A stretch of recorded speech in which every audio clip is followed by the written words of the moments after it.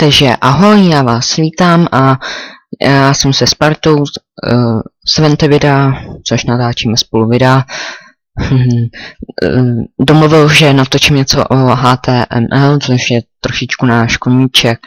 Takže já bych vám spíš řekl na úvod něco o tom, jak to má vypadat, něco lehký, na lehkou váhu to vezmeme ze začátku.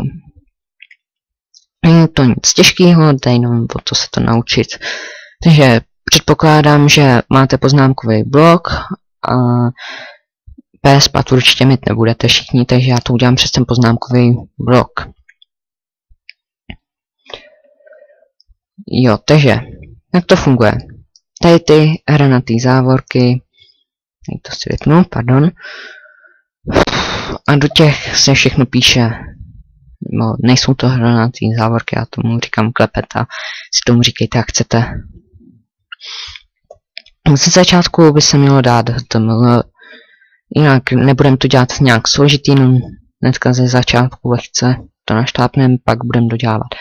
Jako první by mělo být obsah hlavičky, takže head, hlava, head, což všichni chápete, umíte trošičku anglicky, vám snad vysvětlovat nebudu, takže titul, to je titul stránky, sem napíšeme 70 videa HTML a uzavřem, ne, kecam, pardon,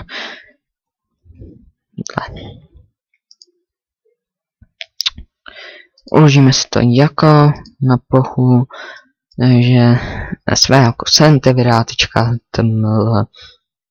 Ano, musí tam být ta koncovka HTML. Tak, mám to tady. Otevřeme si to programu Firefox. A vidíte, dali jsme sem nadpis 70 videa čárka HTML. Tak, dobrý začátek. To je.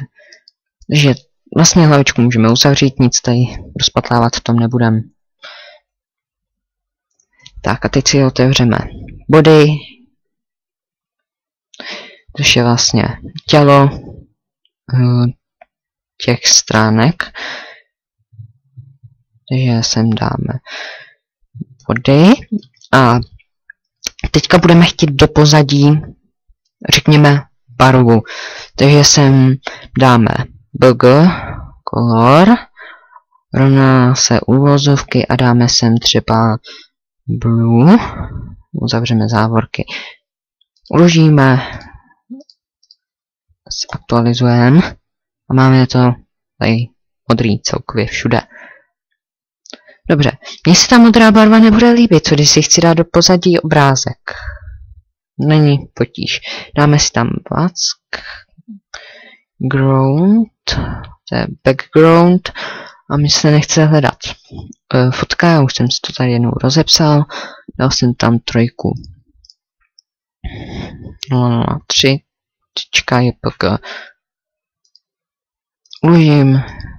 Tak, teď jsem si dal do pozadí vlastně fotku, kterou chci a můžu tam dát úplně cokoliv, jakoukoliv. To záleží jenom na vás. S tím není problém. To je špatný. To zavřem. Se mi v tom nedělá zmatek. Tak.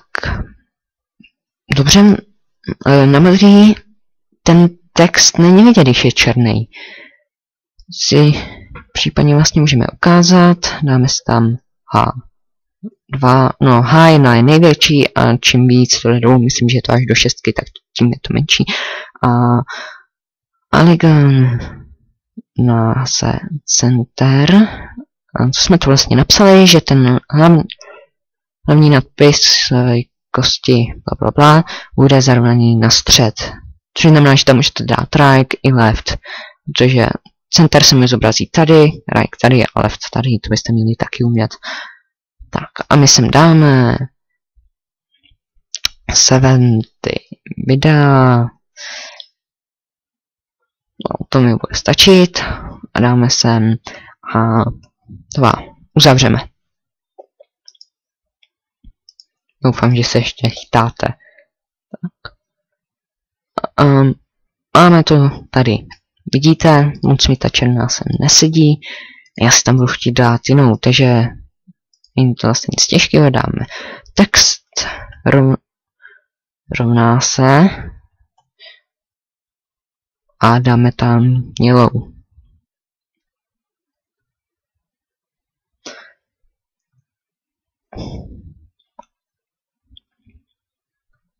Jo, text bude žlutý od teď. Tak vidíte.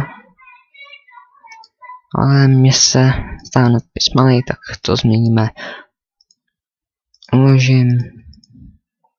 Tak, hnedka je to větší.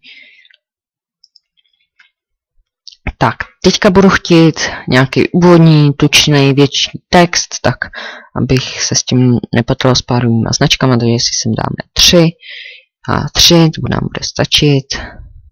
Aligen rovná se center, taky si to dáme na střed a vítáme vás na našich stránkách.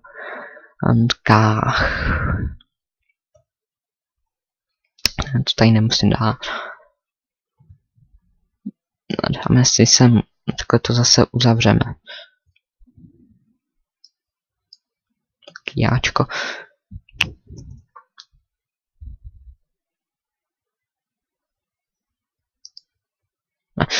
A 3. Uložím. Tak, a mám to tady. A poslední část, co si dneska ukážeme, je, jak přidat obrázek. To byl asi nejčastější dotaz. Takže není to nic těžkého, dáme img, src, zase rovná se uvozovky nahoru a dáme tam 0,2, myslím, tečka jpg a rovná ta závorka nahoru.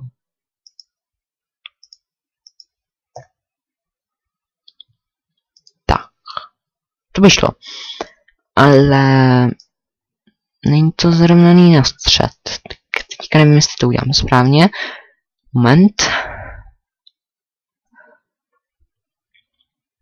Jestli mi to bude fungovat.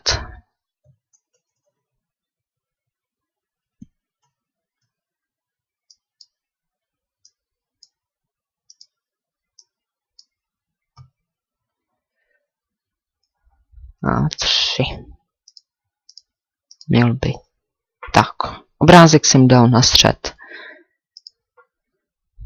A jako vlastně HTML na konci musíme uzavřít. Takhle, aby to bylo správně udělané, aby to šlo udělat.